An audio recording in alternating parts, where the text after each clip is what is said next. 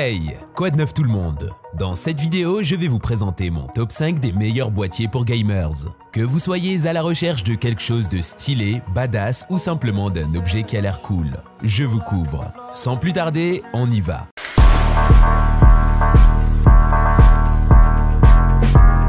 Torrent Compact. Le boîtier gamer Torrent Compact de Fractal Design est conçu pour refroidir votre configuration compacte aussi efficacement que possible, grâce à une grille avant ouverte et deux ventilateurs PWM dynamiques 180 x 38 mm.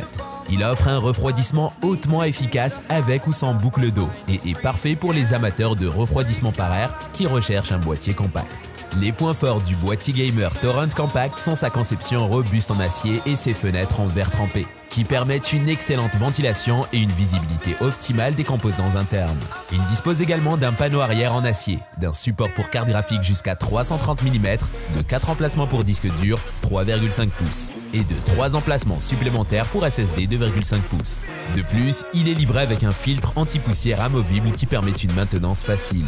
Malheureusement, le boîtier gamer Torrent Compact n'est pas très compatible avec les systèmes AIO. Dans la plupart des scénarios, vous devrez retirer ces magnifiques ventilateurs avant ou placer le radiateur derrière le panneau arrière. En outre, il n'offre pas beaucoup d'espace supplémentaire pour l'expansion future.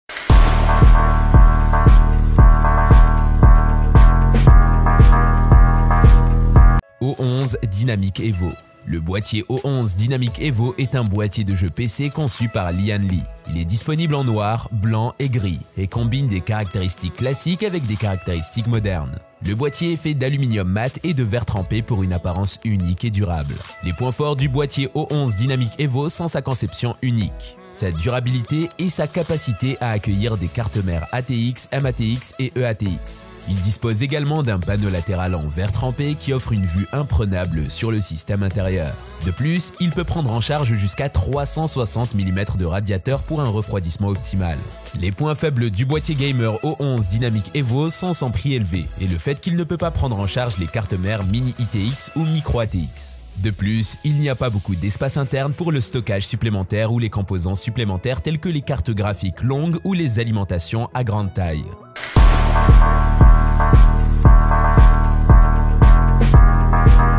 Phanteks G500A. Le boîtier Phanteks G500A est un boîtier milieu de gamme premium qui combine des performances d'aération élevées avec du style. Il est doté d'un panneau avant en maille ultra performant et d'une fenêtre en verre trempé pour une vue imprenable sur le système. Il peut accueillir jusqu'à 3 ventilateurs de 140 mm à l'avant, 2 ventilateurs de 140 mm au sommet et un ventilateur de 120 mm à l'arrière. Le boîtier est également compatible avec les radiateurs 420 mm à l'avant, 360 mm au sommet et 280 mm à l'arrière. Les points forts du boîtier Phanteks G500A sont sa conception hautement performante et sa facilité d'utilisation. La conception permet une excellente ventilation et un refroidissement optimal des composants internes, tandis que la prise en charge des radiateurs permet aux utilisateurs de personnaliser leur système selon leurs besoins. De plus, le contrôleur DRGB intégré offre une mise en œuvre sans logiciel avec un contrôle manuel et un éclairage programmé subtil pour créer une atmosphère unique pour votre PC. Les points faibles du boîtier Phanteks G500A sont son prix élevé et sa taille relativement petite par rapport aux autres boîtiers milieu de gamme sur le marché. Bien qu'il soit capable d'accueillir des configurations puissantes, il n'offre pas beaucoup d'espace supplémentaire pour les composants supplémentaires ou les câbles supplémentaires, qui peuvent être nécessaires pour certaines configurations plus complexes.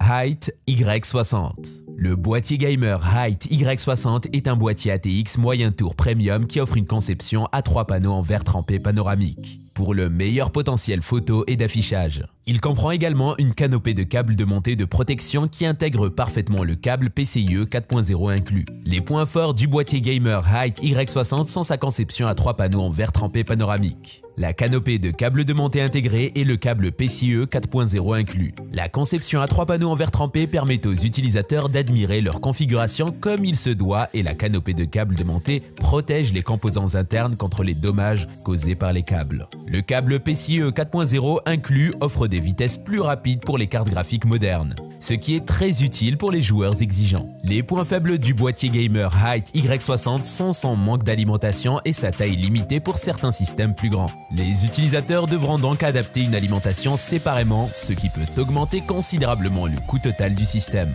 De plus, la taille limitée du boîtier ne convient pas aux configurations plus grandes avec des refroidisseurs supplémentaires ou des cartes graphiques longues.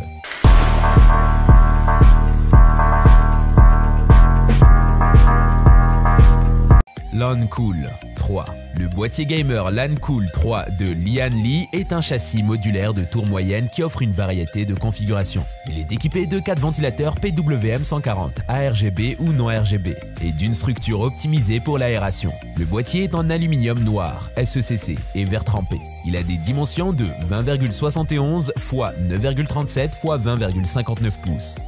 Et comporte 8 emplacements d'extension et 12 baies internes pour 2,5 ou 4 disques durs 3,5 pouces. Les points forts du boîtier LANCOOL 3 sont sa structure optimisée pour l'aération, qui permet une meilleure dissipation thermique et son design modulaire qui offre une grande variété de configurations. De plus, il est livré avec 4 ventilateurs PWM140 ARGB ou non RGB, qui peuvent être contrôlés via le panneau avant I/O. Les points faibles du boîtier LANCOOL 3 sont son manque d'espace interne pour les composants supplémentaires tels que les cartes graphiques longues et le fait qu'il n'est pas livré avec un système de refroidissement liquide prêt à l'emploi.